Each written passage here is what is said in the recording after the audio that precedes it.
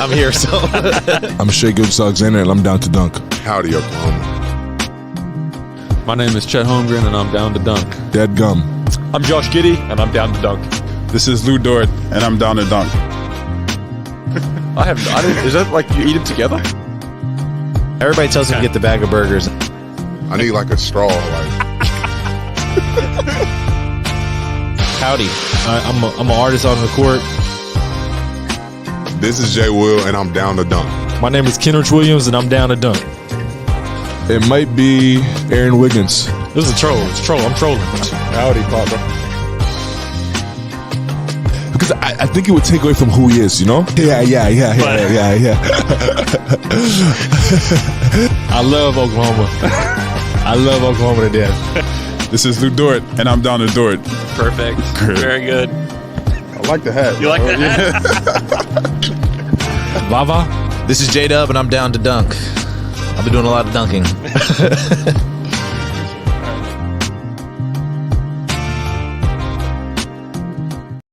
Welcome to Down to Dunk. I'm your host, Andrew Schlecht. We're part of the Athletic Podcast Network. With me, hardly ever on a Thursday, but when it is, it's not a good thing. It's Alex Speers. Alex, what's up? I know, Andrew. I was going to ask if you were dreading this pod.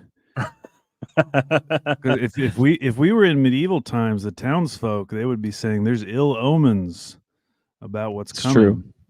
I mean, It's it's a Thursday pod, it's a night pod, and it's also a pod after Josh Giddey did not have a good game. So it's kind of all the ingredients that you would want. Everything bad that could happen. I know. Converging into one pod. I am in Vegas for the in-season tournament, so that's cool.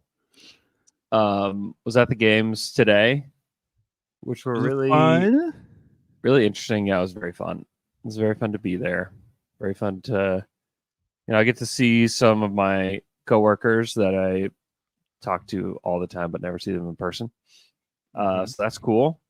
Got to see other colleagues from other media outlets and have a lively conversation with them about the Thunder and the league and everything. So, I mean, it's very fun. It's a very fun day. Got to meet Ernie Johnson. Oh, really? The first time today. Yeah. So you got to experience the TNT ESPN crossover. In person. Wow. Yep. That was cool. He's just as nice as you would hope that he is.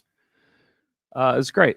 Lots of great things today. Got to see the court, which I'm like, I don't know. It's a bit much. The blue and the red. It's a lot. It is a lot going on there. What was the crowd like? Just like the general. I know the early game is a weird time, but for like the Lakers, it was a weird time. Oh, dude, it was a home Lakers game. Was it? Yeah. Yeah, so part of like what we're doing here, like I did a post game pod with Eric Name, where we talked mostly about Bucks Pacers just because that Lakers game was such a dud. Yeah. But another thing that we're doing is we're making videos with fans, and so we went out onto the concourse like at halftime and like in between quarters. We probably talked to like 20 or 30 fans, and we were at one point during the Lakers-Pelicans game just like, okay, we need to find maybe like 7 or 8 non-Lakers fans to do this. So it's not just all Lakers fans. And it took us a long time to find non-Lakers fans. So yeah, shout out. There was a Thunder fan who was a dunker that was there. Oh, yep. Also on my plane this morning, there was a dunker with his son, Kent. Shout out to Kent. Saw him bright and early this morning. Our plane left at like 7:30, but I think saw Kent at like 6 something this morning. But yeah, seen some dunkers. But yeah, it's a home Lakers game for sure. It is like pro Lakers crowd, like insanely. Probably just as much as it would be in Staples. Yeah. Like it's pretty wild. The number of Lakers fans that are here. And that's like one thing I wonder about, because like you have the first game, which is Bucks Pacers, and it was less than half full when the game started. And so you're thinking like, oh gosh, what's going, like, this is not great. And it filled up as time went on. It got better. The crowd got better. But like the Lakers one was like full right away. And so you wonder if it was like Thunder Mavs or like Thunder Timberwolves, or it couldn't be Thunder Timberwolves, or I guess it could be.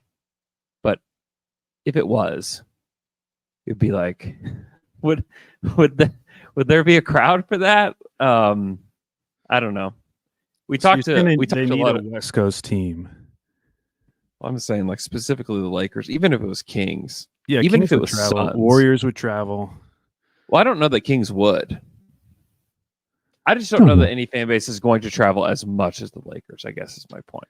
Yeah, and they already probably have, they have a ton of transplants in Vegas already. So there are a ton of Lakers fans that are from Vegas. So I talked to a guy who flew in from Hawaii, who is a diehard Tyrese Halliburton fan. And he had to get that ticket like 2 days ago. He bought it weeks ago.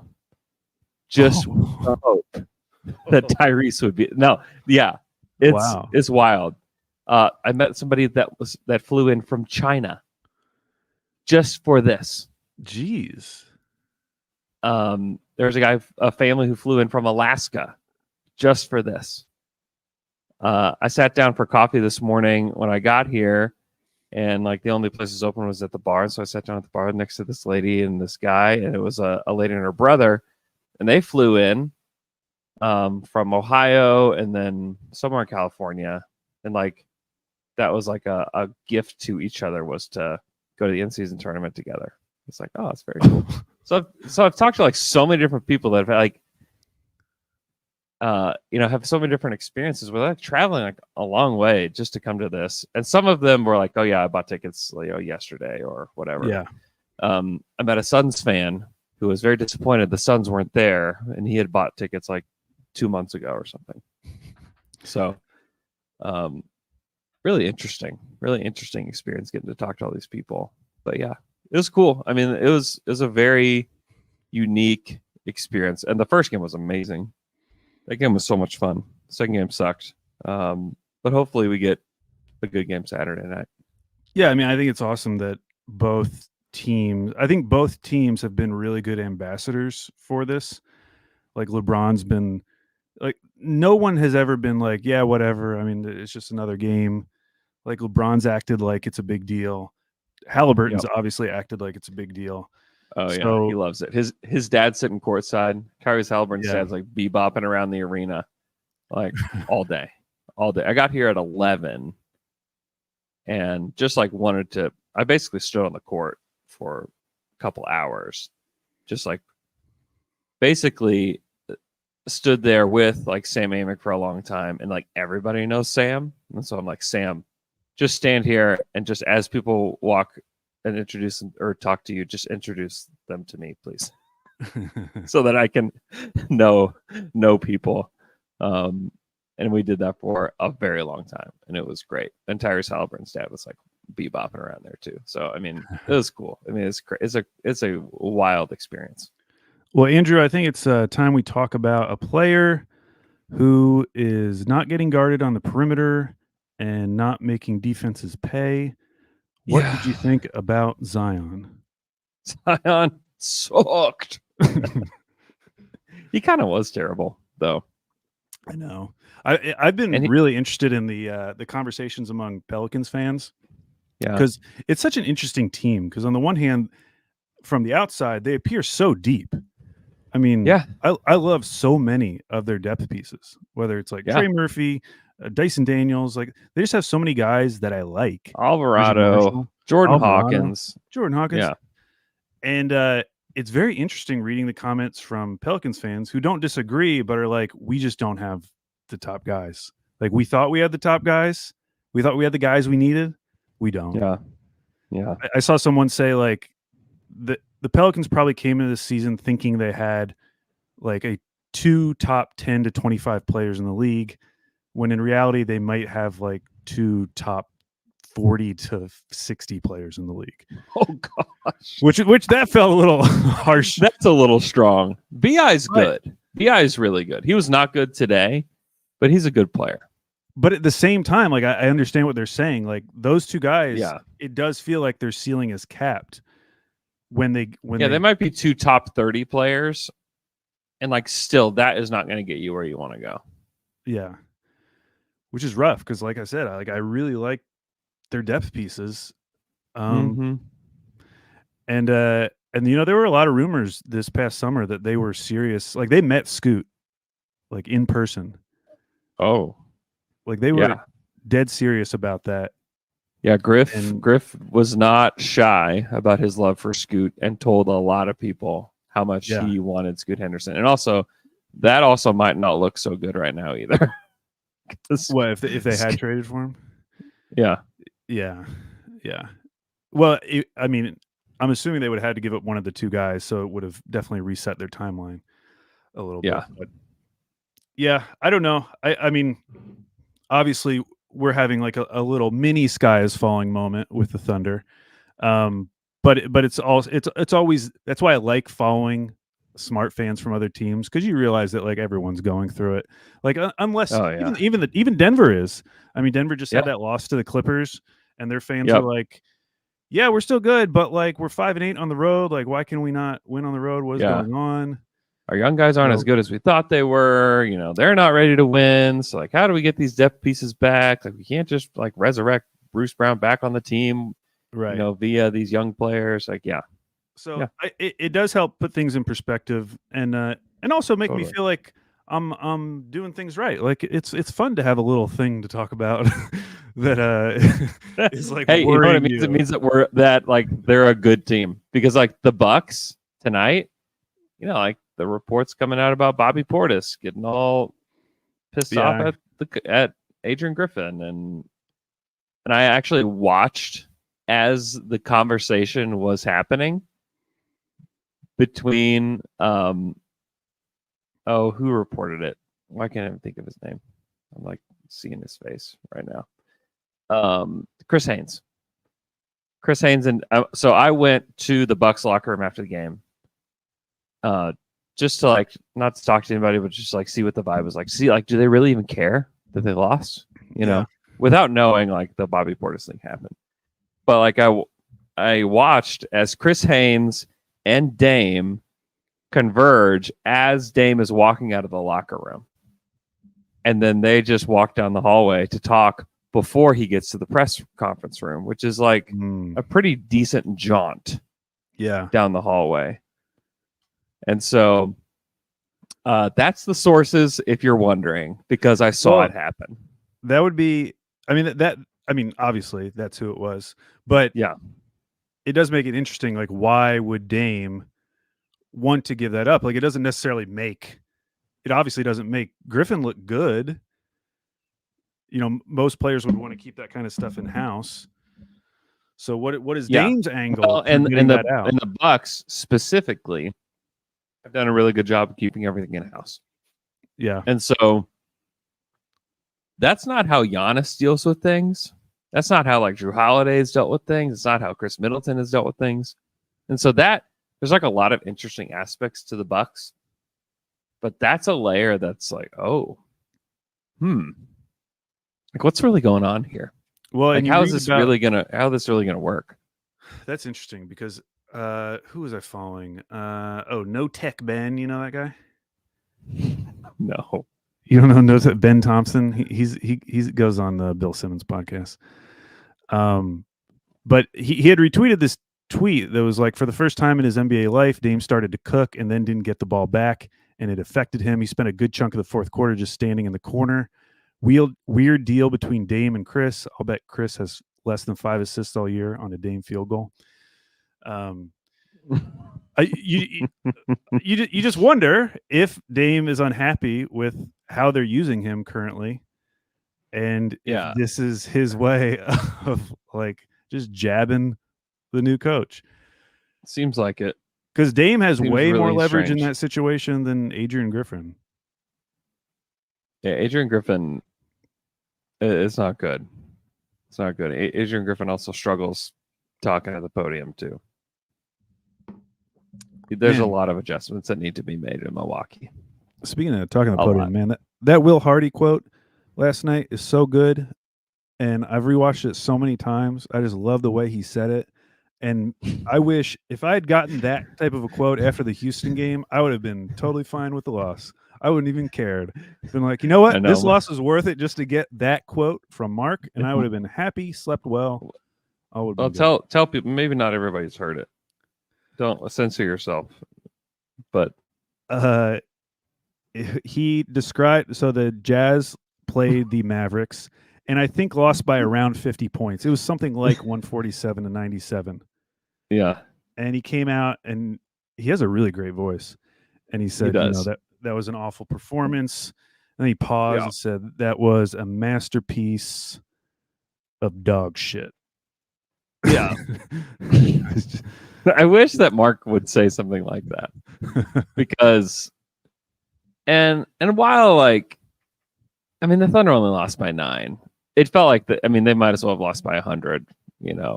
Well, it was one of those games where even as they're like kind of coming back, you're like, come on, we all know this isn't happening. Yeah, we know where this is heading. Yeah. It reminded me of that gif of Carmelo Anthony when he's like courtside at the Knicks game and the ball comes to him and he pretends like he's going to shoot and he's like, no. That's how those type of games feel. Where it's like, why even bother? Yeah, just give up. Just put Poku and Sar in. Like, come on now. Yeah, seriously. What's going on here? Thunder lose 110 to 101 in Houston.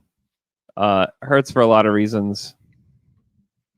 One, there's just this like contentious rivalry that exists between Thunder Twitter and Rockets Twitter that is like a little out of control.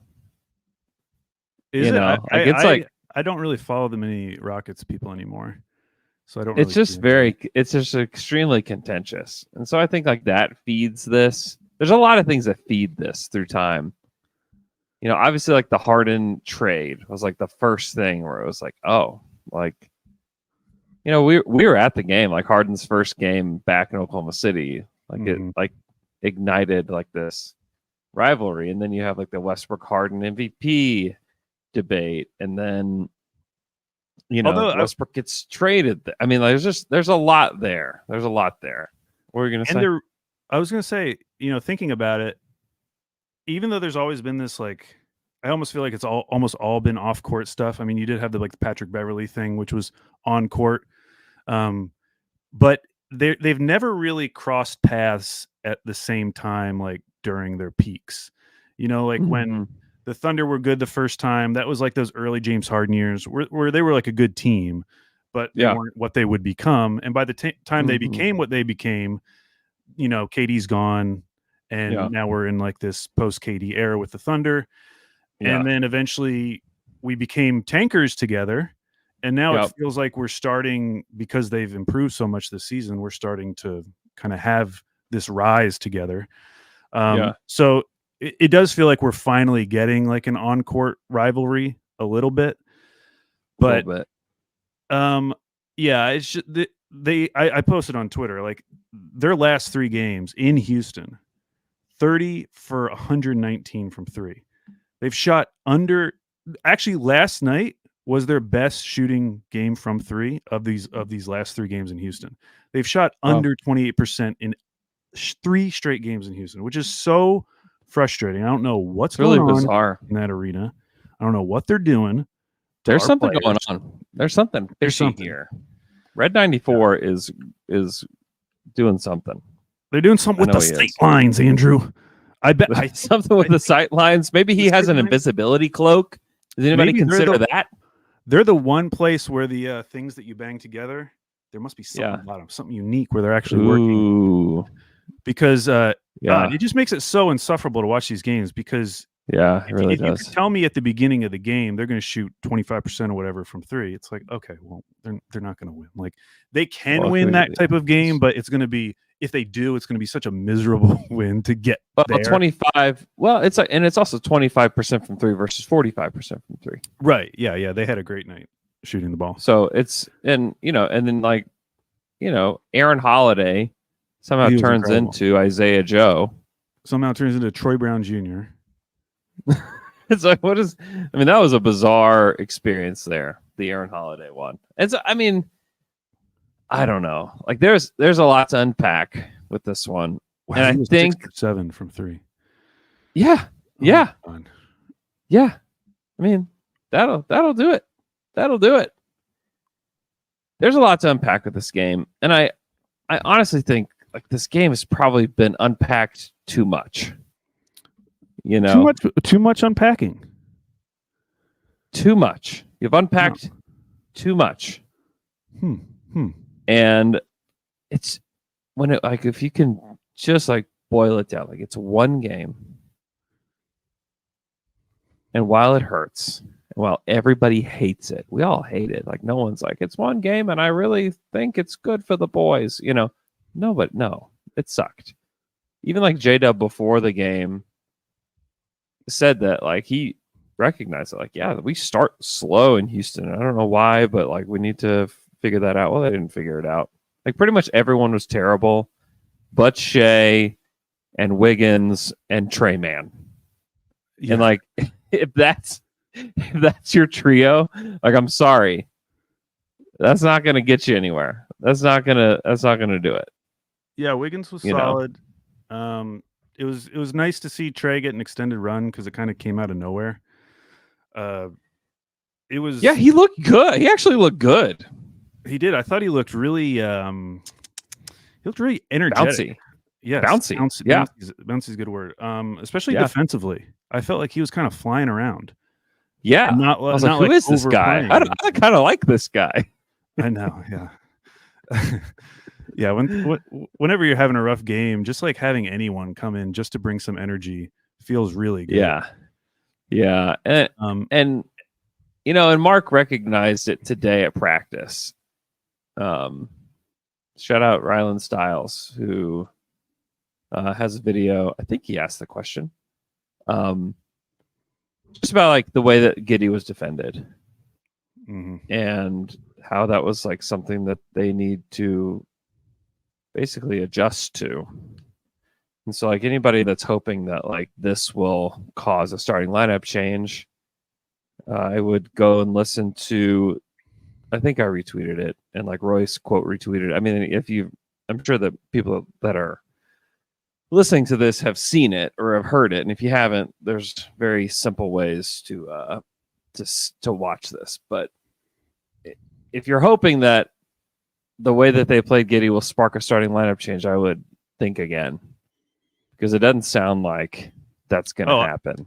I definitely agree with that. I mean, I am not expecting any changes, which is why I was tweeting today about the playoffs, kind of because I knew playoffs because I kind of know that they're not going to make a change, and I really am interested in what could you do to prevent a team from playing like this. I was texting with Michele, and as bad as it looked, we both felt really happy that it's happening in December, one way or the other, because one of two things is going to happen. Either they're somehow going to figure this out, and I am legitimately dubious of that for a lot of reasons, but maybe they do, or they're not going to figure it out, and they're going to be kind of forced into a change. And I would much rather that change happen during the season than having to wait until the playoffs to see this, because what we saw the last couple games,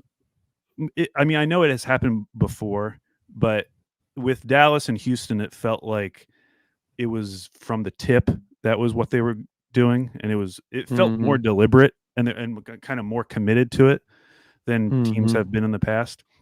I would much rather that happen now and have all these conversations now than teams just play as normal, and then we get to the playoffs and, oh my gosh, they're putting their center on Giddey, which is such an obvious thing to do when you think about it. And the fact that it hasn't happened, I went back and I watched all of Giddey's possessions against the Pelicans, in the play-in Mhm.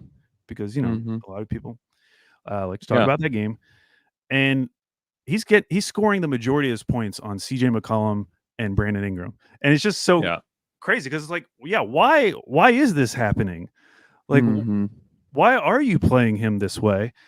I guess the part that I am struggling with, Andrew, if I may unpack just a little bit, is Yeah.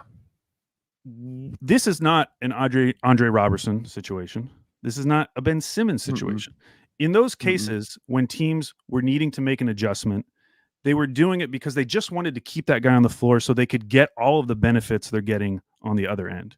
Because they knew that if we can just get this guy, especially with Robertson, like if he can just be functional, like if he can just learn how to cut a little better, if we can just keep him on the floor, he is going to be so helpful to us defensively. Yeah. Sure. That is not what this is. Yeah. And that's the part that scares me a little, because we are talking about a player who you're needing to adjust for, because theoretically the majority of his value is going to be brought on the offensive end. Mhm. And that's usually not the type of conversation we're having when you're talking about, a team playing a guy like this. Whether it was Tony Allen back with the Warriors, I feel like It's just like Dort. Well, it's like Dort. Yeah, it is. Yeah, Dort. Yeah, there's a guy on the team. We have the example on the team today. where we've already experienced this. Yeah, and so that's the part where I'm just like, is there really going to be an answer here? Like, is the juice going to be worth the squeeze at the end of the day? Because we know that with Shea, we have a top 5 MVP candidate seemingly for the foreseeable future. Like, as long as he's playing like this, people are going to be talking about him in the MVP conversation. And he's surrounded by these hyper efficient players. Normally, they were not great last night or 2 nights ago. Was that last night? Normally. Yeah, with Chet and Jay. It was last night. That I just wonder what it's going to be. How, if it does work out where they find something, what would that actually look like realistically? Because Giddey hits those I rewatched the first half. Giddey hits those 2 threes, and you look at the end of the night, he's 2 for 5. He was 2 for 4 in that first quarter. And it did not phase the Rockets at all. It was not like a hack a Shaq thing where a guy makes 2 free throws when he gets hacked, and you're like, all right, well, maybe we should stop doing this. Like, they were very committed to it, and you certainly understand why, because they figure, like, over the long haul, not only is he not going to be a 40% shooter, but the way it gums up the offense on every other attempt. Oh yeah, it's well worth it. Makes it so much worth it. And I will say, slight defense is that Dort, this has coincided with Dort entering a pretty significant slump for him. And having those, he was 0-5. But even Jacob Niffen posted it, like his first 10 games versus his last 10 games. And I think he's shooting like 28% from 3 in his last 10 games. This is Dort though. Like, this has been the Dort experience for years now. No, I know, but if you had first 10 games Dort and they were defending them in the same way, it probably wouldn't look as bad. Like Dort playing this way is compounding the issue that is already there. And not only that, Chet was not willing to take shots that he should have in different spots. Like, there were several times where Chet catches the ball, top of the key, and you're like, shoot it! Shoot the ball! And then he passes it back off to Giddey. And you're like, wait a minute. Like, he has an open shot. Like, shouldn't he just, like, he just needs to take it. And so, like, some of this is, it's on, like, they have to figure something out with Giddey and Dort, for sure. Dort, not so much. Like, we know what Dort is. Like, he's either going to make his shots or he's not. He only played 15 minutes in the game. I mean, they've had a quick hook on him because they have Isaiah Joe and they have Wiggins, they have Kaysen, and they played Trey Mann. You have the guys, and they're not, that's not worrisome.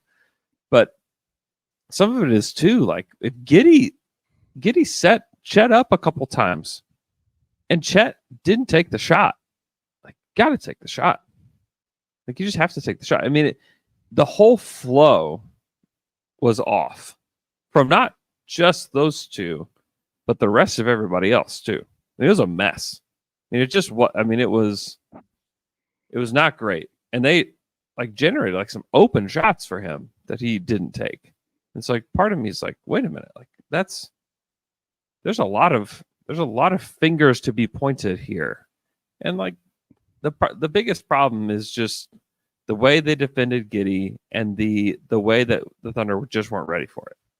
Well, yeah, it And clearly so- made them uncomfortable in the same way that like Minnesota's zone made them uncomfortable a few games ago Sure. when they switched to that.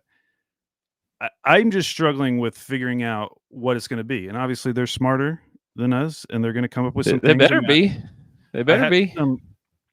Some listeners, I'm assuming they're listeners, maybe they just follow me on Twitter, but they were talking about some of the adjustments they made in that Pelicans game back in the play-in, having Giddey act as a screener. And I think actually Rylan brought that up to Mark today, and Mark didn't brush it aside. He was like, yeah, that he said something like, yeah, that's something we'd be looking at.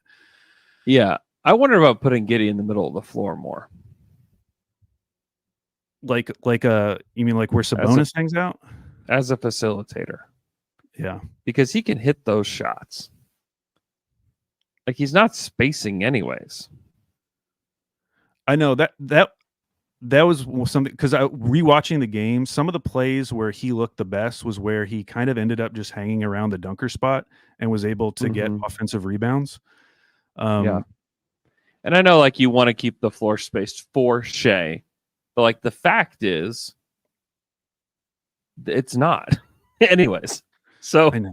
Well, I mean, so I mean, like there are some puzzle pieces to mix and match, and I had a lot of conversations with a lot of really smart people today about the Thunder. Like everybody wants to talk about the Thunder whenever we talk, and so like lots of talk about this kind of stuff, and ultimately, I think that there's probably not going to be a starting lineup change. If there is, it's probably more likely Dort goes to the bench and somebody else starts, and not Giddey. It's just harder. Yeah.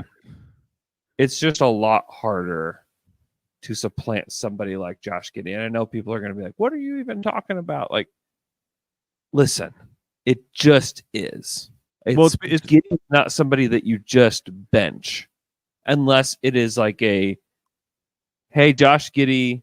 Similar to like Draymond with the Warriors. Like Draymond went to the Warriors and said, hey, I think it'd be better if I came off the bench. And if Josh Giddey went to the Thunder and said, hey, I think it'd be better if I came off the bench, then the situation is tenable. It's fine. Do it. If that is not the case, he should not have that cachet. If that is true, he should not have that cachet. Why? He's not even a top 3 player of the team. Had many it's not even about that though. It's not even about that.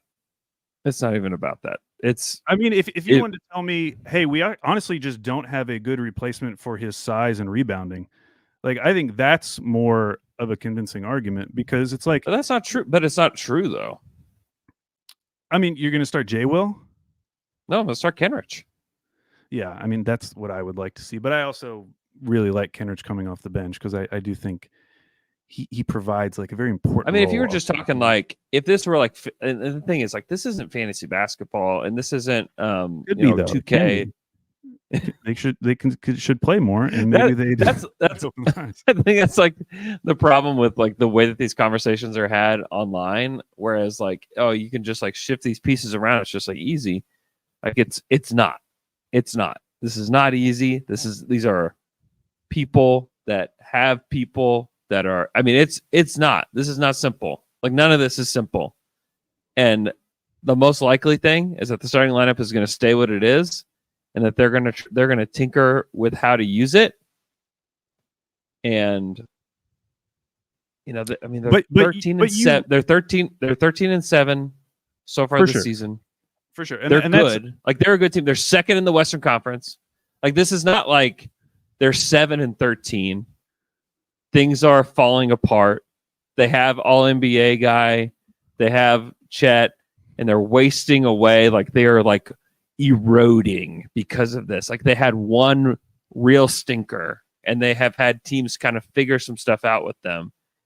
But and just like what Mark said, like they're going to have to go figure things out. Like every single team, and we talked about at the beginning of the show, every single team is struggling with something, and so like, so are they. Like they're going to have to figure this out. I think that's if we're looking at like what is the most likely scenario with this team, is that they're going to figure it out with this current starting group, and it'll take time. I mean, the Thunder eventually figured out in the first iteration that they weren't big enough, that they were getting muscled by teams like San Antonio and Denver and the Lakers and the Clippers, and like they just can't compete with them. So they had to trade Jeff Green, who was like thought of as a core piece of that team, And so maybe there comes a point where that happens, but I just don't think that it's right now.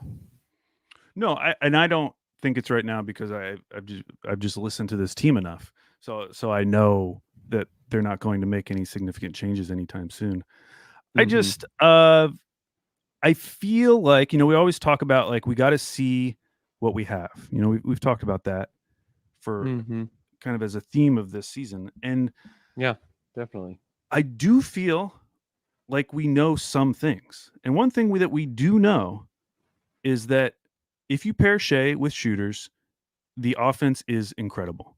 The offense is like greatest offense of all time level, like over 120 points per 100 possessions. Whether it was Muscala, whether it was Muscala, whether it was Lindy Waters, whether it was Isaiah Joe, like it's literally anyone. If you just can find a good shooter, and so my question is like, we know that.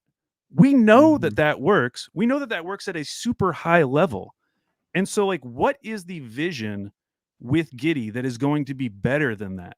Because that's basically the argument that you're trying to make, that there is some version of Giddey with Shea in a starting lineup that is going to be better than what we've seen when you just pair Shea with shooters. And to be fair, like we haven't gotten to see that because they've never changed the starting lineup. So we haven't seen like Shea with shooters against, first line units night after night after night after night. Obviously, if you did that night after night after night, the net rating probably isn't going to be as high as when Shea is able to play with those shooters against bench lineups. I get that. But when you see something that is that powerful, that good in those minutes, I just get to this point where I'm like, man, what would have to happen for like the Giddey experiment with the starting lineup to be better than that, or to not even want to try out something else? Because we talk about like this season of discovery. Feels like there's some things we could discover because we have these other pieces now. And Mark's been very willing to play those guys in other combinations, like with the bench units. And I will say, there was a brief, I don't even think, I thought they played for like multiple minutes in that second quarter, but it was Giddey's best stretch of the game. It was like second quarter, somewhere around like the 6 to 4 minute mark, highlighted by a play where Giddey caused a steal on one end, came down the other end. He threw like an incredible pass. I think it was to Kenrich or something, but he was on the floor with like Kenrich, Wiggins, and two other guys who I can't think off the top of my head right now, but basically just like cutters and shooters. Cutting shooting lineup with Giddey there, and I was like, you know what? Yeah. Why don't we see more of that? Like what? Yeah. Because you saw Sam Vecini tweeted out after that game, like I think the Thunder should at least experiment with Josh coming off the bench. If that's not a reality for whatever reasons you're talking about, if we could get more of those minutes with him with bench units and maybe him subbing out earlier in the first, I don't know. I'd be open to that. Just to see if there's something there. Well, I think it makes sense. It makes a lot of sense. Even if because I think if you kept Chet out there, like you sub Giddey out early, because Shea likes to play the whole first quarter. Yeah. And then you sub Giddey in beginning of the second quarter, maybe sub Chet out earlier in the first two. Bring Chet and Giddey back in. Bring Joe and Kaysen back in. Kenrich.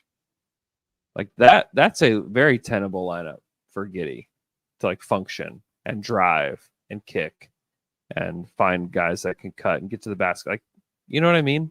Yeah. None of those guys are ball dominant. And that's the type of lineup where if Shea's not on the court, yeah, you don't really worry about like if Giddy's clogging the court a little bit, and maybe you do play him at that high post position where he can spray to shooters, but also like hit cutters going in behind him. Yeah. I mean, what it comes down to is that Giddy's like a very, very rhythmic player who has been out of rhythm for a very long time.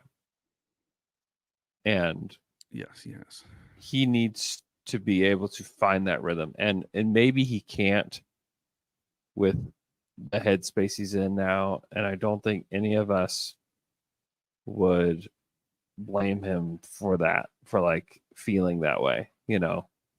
Like at 21 years old, it's a tough spot. I mean, it's a tough spot to be in. And then you also have all the stuff with his agent. And yeah, I mean, there's just so much going on. So much that, and a lot more that we just don't know, you know, because like the stuff that's happened to him obviously is affecting him. It's probably affecting the team on some level. It's affecting his family. It's affecting so many things that it's hard. Like at 21, like, is anybody equipped to do that? Well, and that's why, like, and I felt this way since Thanksgiving. Like, if that's true, if like all this stuff is affecting his play and everyone's aware of it, why not like sit him for a bit? Like, why put him out there when you know he's not going to be able to perform at the level he was previously? And so like you're losing this time where you could be discovering something, but you know you're not really going to be discovering anything because he's not going to be playing well. I don't know. It just feels there is an aspect to this that feels untenable. Yeah. I also know that the most likely scenario is just status quo for the foreseeable future. For sure. There's just not a good solution. There's not a good solution right now, you know. But I do think killing his value, killing his value. He's not on the trade block. There's a comment that says we're killing his value. Killing his like that's he's not some stock. Like he is a like that's crazy. Like he's not gonna get traded this year. Like he's just not. And so like killing his value, I'm sorry, like that's just not. Would it help his value if they just sat him? Like, hey, you know what? You mentally can't handle this right now. Would that help his status? Like, no. Well, it's also hard to imagine with the investigation. Like, even if he was on the trade block, like, I don't feel like that's something that other teams are going to want to touch, or that Presti would ever get a deal that would satisfy him. Yeah, I feel like that's off the table for the time being. Yeah, it's completely off the table, and he's not getting traded. Just to put it in perspective, like it's been 20 games and he's not been good. I can't make an argument that he's been good, and I won't try to make the argument that he's been a good player for them. Like he just hasn't. But it doesn't mean like he's a bad player in perpetuity. And it doesn't mean like this will never work now. It may not work just because, but I'm still just unwilling to take these 20 games and just like copy and paste them to the rest of his career. I think that is extremely unfair to him. No, I don't disagree with that. But the reason why I think people are feeling it more is, one, the team is way better than we thought. You know, last year. Yeah. The reality is that I think that's totally true. As bad as he has been, a lot of the issues are the exact same issues he had last year. He didn't get to the rim last year. He didn't play defense last year. He couldn't shoot last year. Like we have experienced all these issues. Obviously, this is like a dramatic version of that. But But the one of the things that he is good at would really help the team if he could do it is rebounding. Yeah, I was actually looking at his rebounding stats. His offensive rebounding is back to normal. He is at the same level he was at his first 2 seasons. In fact, career high, 6.8 offensive rebound percentage. Wow. Yeah, what do you think about that? That's good, by the way. That's good. Yeah. But the defensive rebounds is where it's tough. And that's really important because he is still good. Like I think on cleaning the glass, he's still in like the 80 something percentile for forwards. But like the last 2 seasons, he was like in the 95th and higher percentile. I know. That's what I'm saying. Is like he's an elite rebounder. It has been, but in the past, but he hasn't been. Yeah, he's just been good, but he hasn't been elite. And when you have the flaws, he's not good he's not good enough. An elite rebound. He has to be great in order for it to look good. And I get it. And a lot of the things that make Giddey good are like the rhythm and flow of his game can be amazing, but it just frankly hasn't been.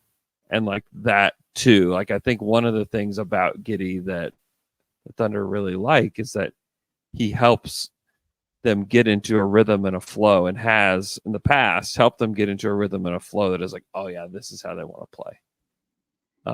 But we just haven't seen it this year. We've seen it in very, very small little spurts, but nothing consistent, nothing that even, I mean, we would see it over the course of games. Maybe we see it in a play or two, in these games, but not as like a whole. And so like that makes it tough too, because like if all you've seen is just how he's played this year, you're like, man, like I don't see it at all. I don't see anything at all, But we've seen him be much better than this. We've seen them help them play in ways that are very helpful. We've also seen him in the past too take them completely out of the way that they want to play. Like he's not a perfect player, obviously. He's not a player he's a player that's still developing. And I don't like it or not, Thunder fans, like I don't think this guy's going away, So I think, but at the same time, Andrew, like that this front office is smart. Like they are not. Yeah. If this continued, they would make a change.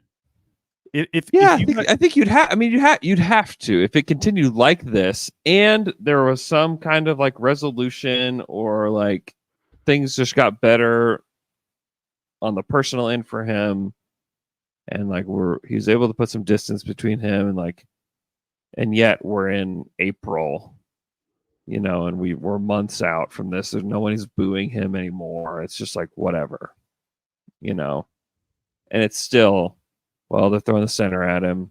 They can only play him for just a few minutes with the, like you're not just going to force it to happen over the course of like a decade, you're going to make you have to make decisions. I mean, it's their job, but they're also not as much as like the Thunder fan base is like more reactionary than it's ever been.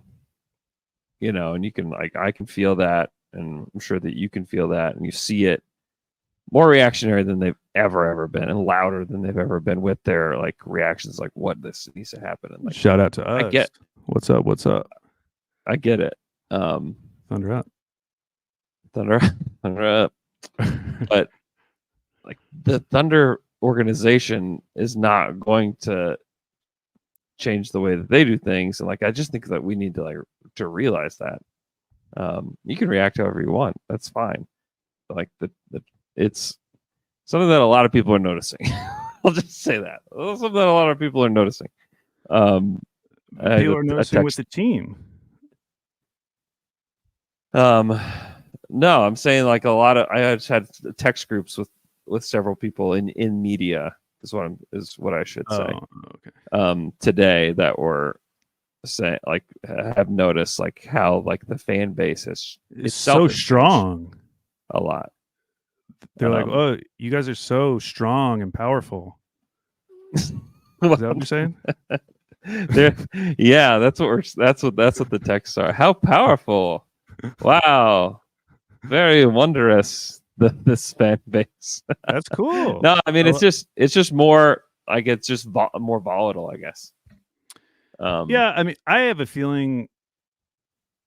Obviously, the Thunder are in a little bit of a unique position because of the ongoing investigation, but I do get the general sense of just being on Twitter that there are more young people on Twitter than ever before. Shout to the youngs and shout out to all of them. But I think that plays a part. I mean, there's so many new, what I would consider like big Thunder accounts that I just like wasn't even aware. I wasn't even on my radar like 3 years ago, and it's very fun for me personally because I don't really have to deal with it. But to be able to like enter these like bubbles of Thunder fandom on Twitter that I didn't even really know existed until this year, honestly. Yeah. And I'm not gonna say what any of the accounts are, but I go and check them out. I just see what people are talking about, and it's very entertaining. It's very entertaining, and I hope that no one from the team is taking it that seriously. I mean, I think people are just. Well, to be clear, I'm not talking to people with the team. I'm talking to other people in the media about it. Well, they need to mind their own business. That's what I think about that. It's my job, not theirs. Oh my gosh! You asked people for questions. We should probably answer a few questions before we go. Yeah, we can answer a few questions. All that to say, if you're one that wants the Thunder to bench Josh Giddey, I would just hold your horses, brother. Keep tweeting. Just hold your horses, brother. It's just not gonna happen. Like it's just not gonna happen right now. So just keep tweeting. All right. Let's answer a few questions. We have a lot of questions. How many do we get? Somebody just sent us a tweet about apples, a completely normal question, and they deleted it as really a second after doing it. I was going to answer 27 questions. 27 questions. We're definitely not getting through 27 questions. We've already.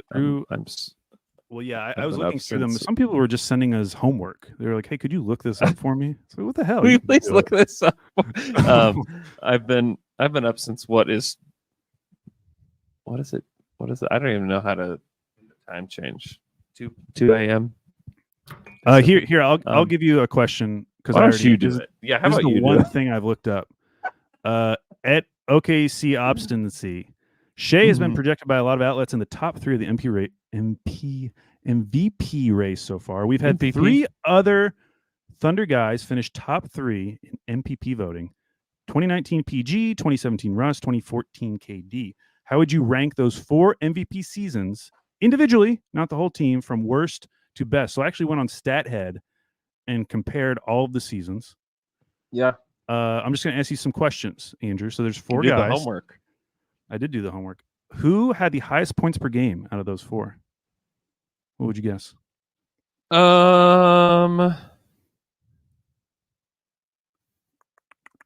Is it Shea? It's Kevin Durant, 2014 Kevin Durant. Listen, Russ's year was very fun. He averaged 32 points that year, 2014. That was the year they lost to the Spurs. Serge got hurt. Yeah. Came back. Yeah. Obviously, Russ's year was very fun. And I think if you're just choosing it based on level of enjoyment, you'd probably go with Russ, 2017 Russ. If you're picking like the best meaningful, like contributing to wins MVP season, that was a 59 win team in 2014. Like that, he was 32, 7.5, 5.5, shooting 39% from 3 on 6 attempts per game in 2014. He shot actually he shot 50% from the field. Like that was probably the best of those 4 seasons, just statistically. And probably he was tall. He was very tall. He was even taller back then. younger Mhm. listeners might not remember this, but Kevin Durant used to be Less slumped really over. tall. He's really slumped over now. Now, PG is probably the worst of the four, I would say, personal opinion. Although he did make both first team All NBA and All Defense, which no one else did. He was good. He was good, but the reason why I would put that one last is because he did fall off. Like there was a point in January. He had injuries. Yeah. Remember when he hit that shot over Gobert in Utah? And it was like, oh my gosh, could he actually win? It was in Oklahoma City. I was there. After that, though, it did fall off a little bit. And he averaged 28 per game. Ugh. Who cares? Gross. 28, 8, and 4. Very good season. Then you come to Shea. Yeah. I will say Shea stacks up extremely well as like an efficiency guy. I mean, shooting really good from the field, 55%, which, I mean, KD's next at 50%. Obviously takes the fewest amount of threes. Paul George took 9.8 threes per game in his MVP season, 39%. That rules so much. He was so good, man. You know who would be good on this Thunder team? Paul George. Maybe J-Dub can become Paul George. Wouldn't that be nice? He's got to start shooting more threes, please. Would you trade the Clippers their picks back for Paul George? No. For a current year, Paul George? Yeah. What is it? It's the 20. It'd be 24, 26, and then what is it? 20. And then we got swaps. No. Yeah. I love Paul George. I really do. I have no ill will towards him. I enjoy his presence. I like his personality. You shouldn't. Great a podcast got us Shea. I mean, he's great. Shea, highest among all these four in steals per game and blocks per game. Big stocks guy. So if I were ranking them, going back to the beginning, I would say KD first, Paul George last, and then for right now, I'll say Russ second, Shea third. But I mean, Shea, if he continues like this with this level of efficiency, he has a chance to put up like a highly efficient MVP caliber season. I mean, he's shooting 93% from the line on 7 attempts per game. Best in the league, by the way. Yeah. Like narrative wise, obviously Russ is number one. But if I'm just basing it on like individual statistical seasons. Yeah. I mean, Russ is number one for a lot of reasons because of the excruciating pain that we had as a fan base that he was helping us heal from. He did help us. You know. Okay. That was our next question from Miguel Davella. Can you guys do a pod without mentioning Giddy? Ooh, wish I had read this earlier, Miguel. I'm sorry. You can listen to the one with me and Tyler Parker. I don't think we mentioned him. Yeah, I just listened to that. I don't think you guys said Giddy once. Shout out to us. What are you hiding? At Donovan XDB. Earlier this week, SGA shared his favorite apple is Macintosh and boldly declared slice apples are better than the full apple. What is your favorite apple, and do you prefer slices or the whole apple? I buy a bag of Honeycrisp apples every 2 to 3 days. I go through, I eat apple a night minimum. Yeah. I love Honeycrisp apples. They're now always in season. Yeah. And they're great. I like Honeycrisp. I like a Pink Lady.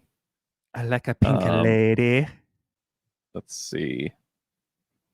I do like a Granny Smith as well, but not all the time. They're too tart. Very tart. Hi. Very tart. Yeah. From here to Thunder Up. Are you disappointed that the Thunder didn't make the in-season tourney? Yes. Does this season's in-season tourney create excitement for next season's opportunity? I would say very much so. Oh, totally. I would love it. I would love it if the Thunder were here. It'd be amazing if they were here. I cared about those games in the moment, but looking back, I should have been more mad about the Warriors game. I wasn't mad enough. Yeah, I think, and I should have been more mad about the Kings game. I should have been furious. Yes. In the moment, I was just like, "Oh, they have these losses. Whatever. Like this is annoying, but whatever." But looking back, it's like, what are you guys doing? Do you not care about the in-season tournament? What is your problem? That Kings game should be the one that we should be most mad about. And also, you know what? I'm so tired of other teams now touching the net, or we touch the net, doesn't affect the ball, and then they get called for the goaltend when we know that's not the rule. Yes, but it wasn't. Chet grabbed it and lifted himself up. That's why he was able to get so high. Is that what they were saying? Dude, I don't know. From Tan RN 12, how would you rank this season on the serial scale? What was second? I would say it is. I would say this season is Honey Nut Checks surprisingly really good. Surprisingly really good, but definitely not Cinnamon Toast Crunch. Yeah, because that's reserved for like a year where they're going to win 60. Right. But I'll be honest with you, if this investigation thing wasn't going on, I probably would have said Cinnamon Toast Crunch, because it's just like it sucks. I agree.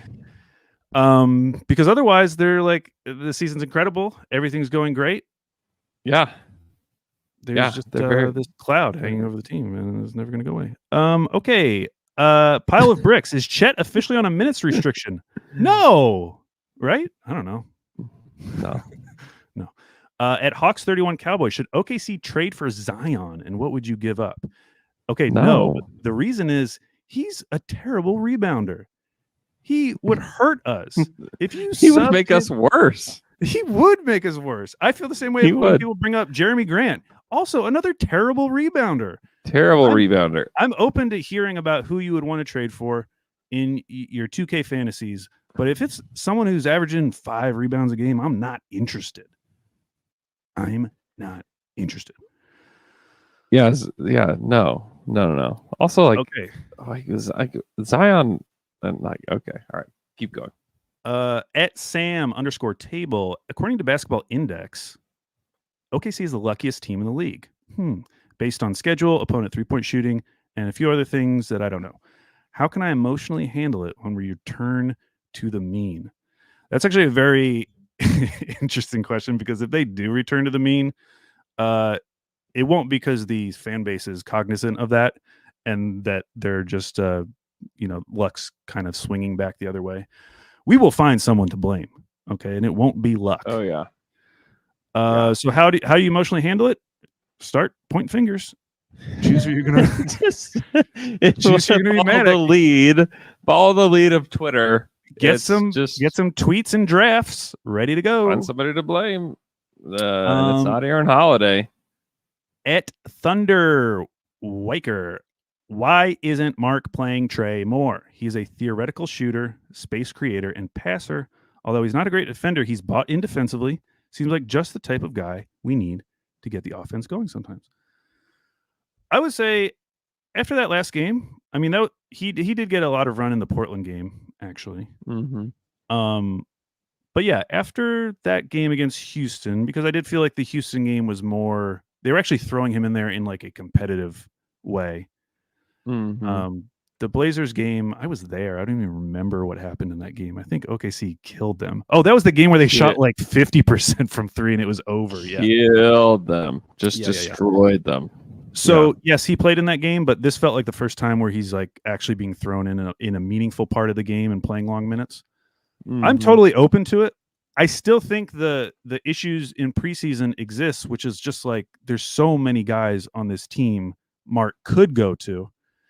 And so like if he could carve out an Aaron Wiggins level of role, which isn't a huge role either, I think that would be a success for Trey. And I think, why not? I don't know. Well, I'm more with like Zach Vobernick, who's like, I'm more interested in seeing Micic play more minutes. Yeah, I don't know how to explain that. Yeah, I would rather see Micic play. Trey, we know the issues with Trey, and if he's a changed man, then cool. But it's one game. You just highlight one game of any player, and it's not not like a great.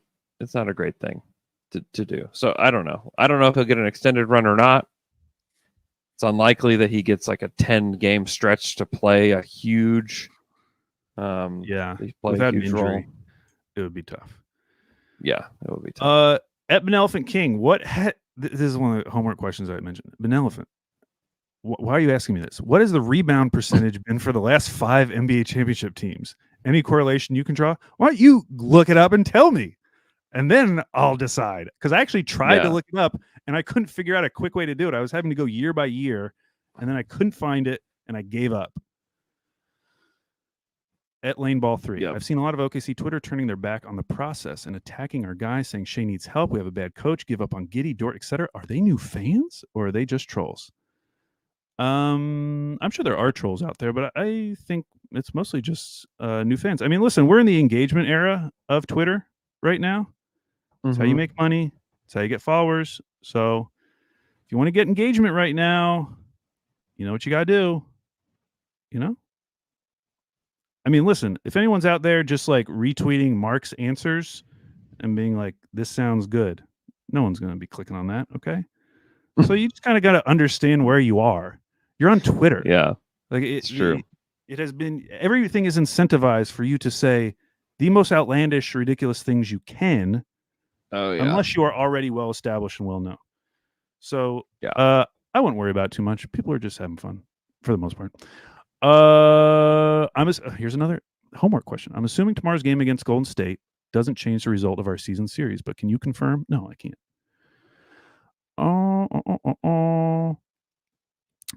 Oh, what do you think about this, Andrew? What's going on with the Micic situation? Could this be a one and done?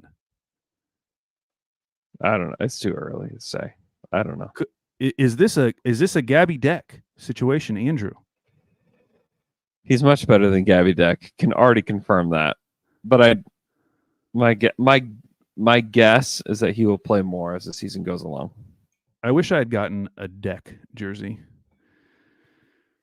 I guess I could get a custom one.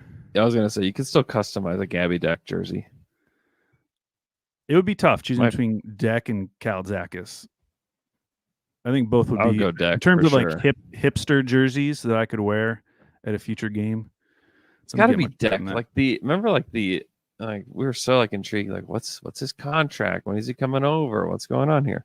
We're watching all the highlights. Like it looks like all of his shots are mid-range fadeaways. I wonder how they're gonna work him in. He doesn't seem to be shooting a lot of threes in any of these clips. I had conversations with people that could barely speak English about him, and they were hyped. And there are some people that were hyped. There are some people that were mad. Oh, at the end of it? Mad. Yeah. Okay, final question, Andrew, and then you can go to bed. Okay, thank you. At Benevolent King, how open is the Thunder's window? Not at all? Just crack it a little? Cool, refreshing breeze? Or papers flying off your desk? What is that? What is this supposed to mean? Okay, well, if their window is fully open, let's say the Denver Nuggets, that's papers flying off your desk. They're the defending champs. Everyone would agree. No one would be surprised if they made the finals. It's like saying, like, do they have like a 5% chance to win the title, a 0% chance, 50% chance? Is that what it's saying?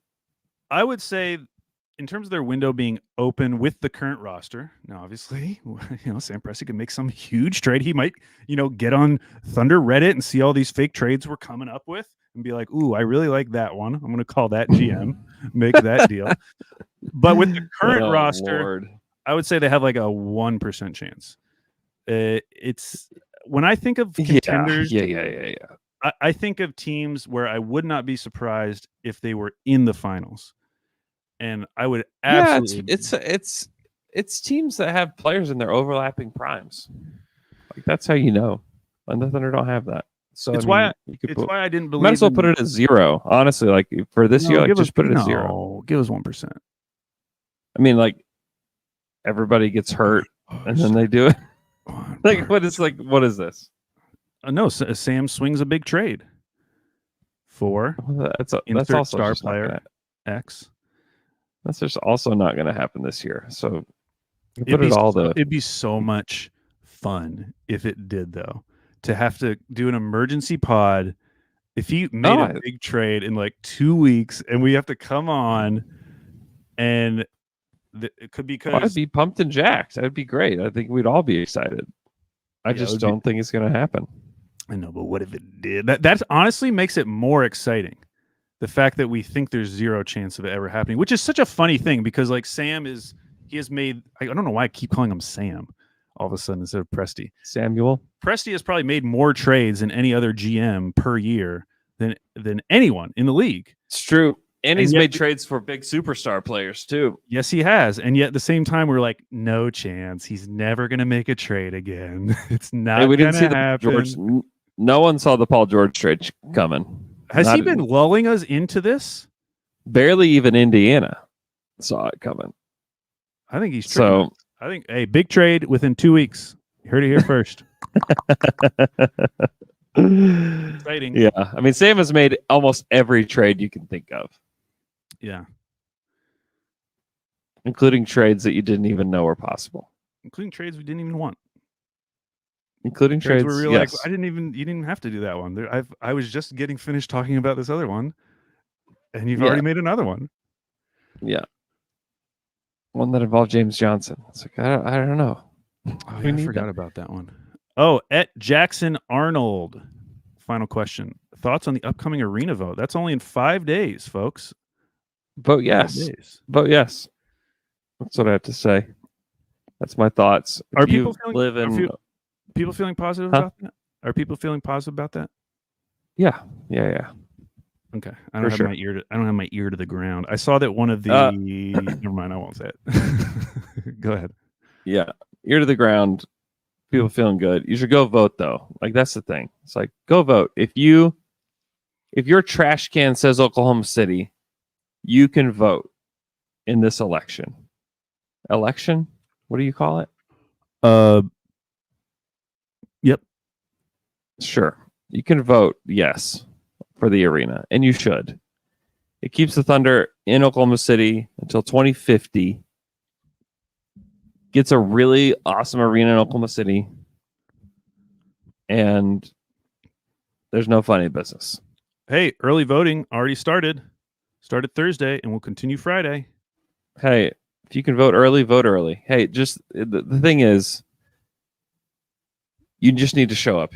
I assume that most people that are listening to this are going to vote yes. Like, do it, and then tell people to do it. And then you can listen to. I did a podcast with Mayor Holtz that's on YouTube.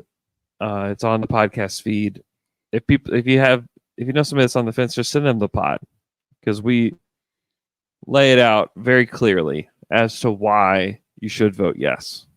I've had people tell me that helped push them over the edge. Taylor Dickerson's dad, so that he is now a yes man. And unfortunately, Taylor has decided in response to vote no when he saw the video. I know it just so it ended up evening out, but it did. It gained did, one, lost one. I'm about to send Taylor the podcast to tip it back over. It back over. So we'll see. But yeah, go vote. Go vote yes. You want to keep the Thunder here. It's a pretty simple thing. Hey, Andrew, okay. Before we go real quick, what do you think about that new Panera lemonade? Have you been reading about that? Are you just trying to keep me awake? No, I'm serious. Have you heard about it? No, I have no idea what you're talking about. There's already been 2 wrongful death lawsuits. Seriously? Brought up, yeah, because this is so crazy to me because I get yerbed up. All right, I love yerba mate. It's got 150 milligrams caffeine in it. The large of this Panera lemonade has like 350 milligrams, and this poor guy drank one and then got 2 refills. That's his own fault. Isn't that crazy? I don't think they were advertising it well enough. If I knew there were that, I would never touch a drink that had 350 milligrams caffeine. That is insane. A Red Bull has 80. Yeah, that doesn't even make sense. It does. And why would they do weird that for Panera? Like Panera's not like an extreme restaurant, you know? Yeah. Why would they do that? I don't know. That's like I don't know. That's why like would you even want to do thing. that? I wouldn't. I bet it tastes good though. I might go get one. All right, I've got to go do a little bit of work, and then I got to go to bed. So thanks so much for listening to this podcast. We'll have another podcast for you on Monday. The Thunder play the Warriors on Friday night. I can't believe they're playing the Warriors again. That they are. So we'll talk about that Monday with Michele. Hope you guys have a great weekend. Check out the Athletic NBA show for in-season tournament coverage. Go check out the Athletic NBA show YouTube channel. We've got some really, really funny videos coming there with fans at the arena. Lots of really cool stuff there. So yeah, go check all that out. We'll talk to you guys again on Monday.